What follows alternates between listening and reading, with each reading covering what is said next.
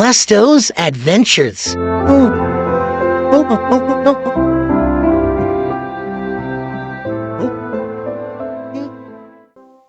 Dear children, if you are all sitting comfortably, then I will tell you my story. My name is Plasto, and I am a necklace. Ooh. A very pretty necklace. Maddie made me. And now I live with Anne. She likes me a lot, so she wears me almost everywhere she goes. I've already seen so much with her. I've been to the theater, to the cinema, and even to the zoo.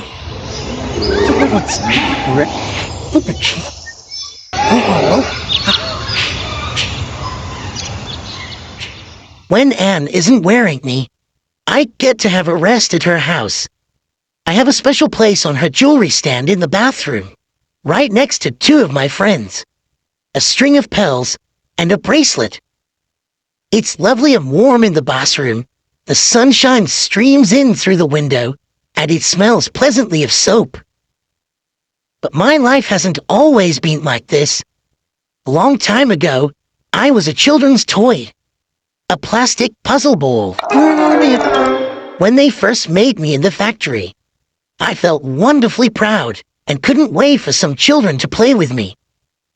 There were lots of us at the factory, and we were all very excited. After a little while, we were taken to a shop where we waited for someone to buy it. I was beginning to think I would be there forever, when one day I saw a little boy run up to me. His name was Jake, and he picked me up straight away. "This one, Mummy, I want this one," he called out, turning to his mum. She agreed. They took me to the checkout, paid for me, and took me home. At last, I belonged to someone. I was so happy. My new home smelt of vanilla, and I loved it there. What's more, lots of other toys also lived in the boys' bedroom. I was sure we were all going to have great fun together. Jake and his dad got me out on the very first day and enjoyed tipping me this way and that. But I hadn't been made perfectly in the factory, and sometimes the little ball inside me didn't roll smoothly. Jake's dad kept having to shake me to get the ball to move again, and that made Jake so annoyed that he threw me against the wall. Ouch! That hurt!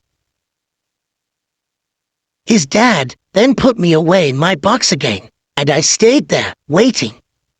Jake took me out again twice, and one time he played with me for a short time when his friend Rosie was visiting.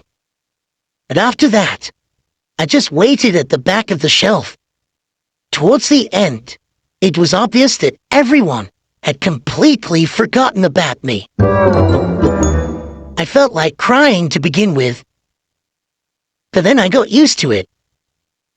I spent a lot of time sleeping, and I wondered whether one day someone would get me out and play with me again. After about 5 years, Jake's mum did finally get me off the shelf. She put me into a big bag with several other toys and took me away to live with Jake's little cousin Sarah. I started to feel hopeful again. I'm going to a new home. Sarah will definitely play with me, I thought. I started to feel excited again, just like I had when Jake bought me. But it turned out even worse than at Jake's house. Sarah didn't get me out at all. In fact, she never even looked at me. Her room was full of ponies, unicorns, and baby dolls, and she wasn't at all interested in me.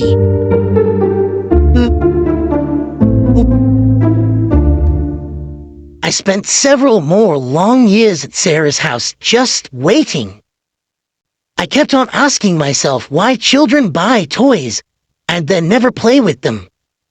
Surely in the factory, they could have made me into something more useful, something that people would really use.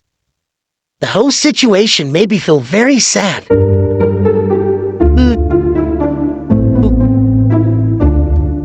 after a few years, who knows how many, I lost count after 3.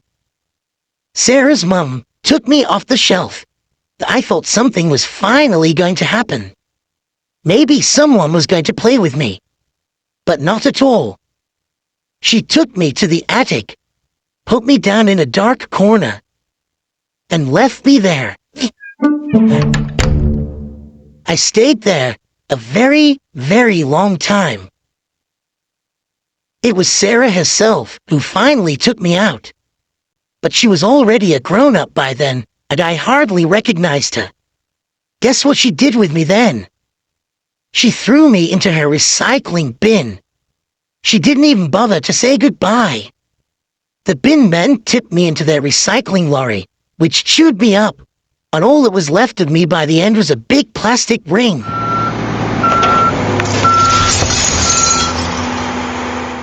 And then, when they tipped some more bins of plastic into the lorry, I somehow fell out onto the ground.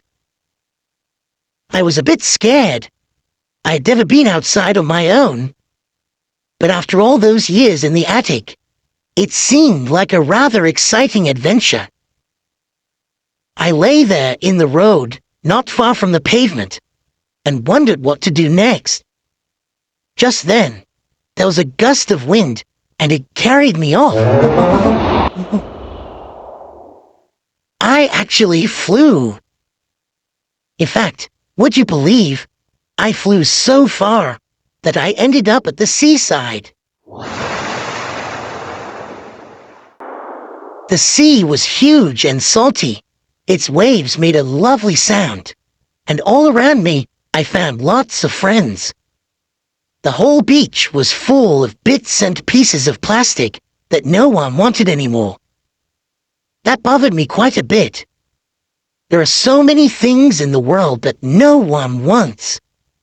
Why were we even made? But I was also delighted that I was no longer alone. I chatted and played games with the others, and we had a good time. Sometimes we also chatted to the visiting seals, turtles, and seabirds. One of the seals was called Hugo. We played together a lot, and it was such good fun.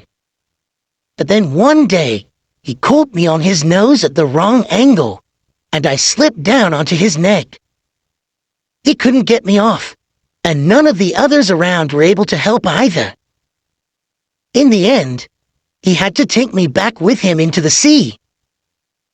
We swam right out into the deep water, and he told me on the way that for sea creatures of all kinds, plastic is one of the biggest dangers. He told me that he had seen turtles tied up in bags, fish wrapped all around in plastic rubbish, and birds with stomach aches from eating too many plastic bubble tops. He told me that his parents had warned him about the plastic on the beaches, but he hadn't been able to resist going there. I was very sad about it, but I didn't have arms and couldn't take myself off. Hugo swam around with me on his neck for several days, but it hurt him more and more. When he started to feel really unwell, he swam to a lovely sandy beach and lay there, panting heavily. You can't even begin to imagine how worried I was about him. Hugo was very lucky because Maddie found us there. She was out on the beach collecting bits of plastic to make into jewelry. Maddie was a little wary of Hugo at first. But when she saw how weak he was and how hard he was finding it to breathe, she plucked up the courage to lift me off his neck. Hugo was finally able to breathe properly. He thanked her in his seal language, waved goodbye, and splashed back into the sea. And I was left there with Maddie. She liked me a lot, and a couple of days later, she made me into a necklace, which brings me back to where I began. One day, Maddie sold me to Anne. I live a good life now, I still think all the time of my friends back on the beach, who no one wants, and about all the animals. I think about how lovely it would be if people only bought things they really need, really like, and they're able to look after properly.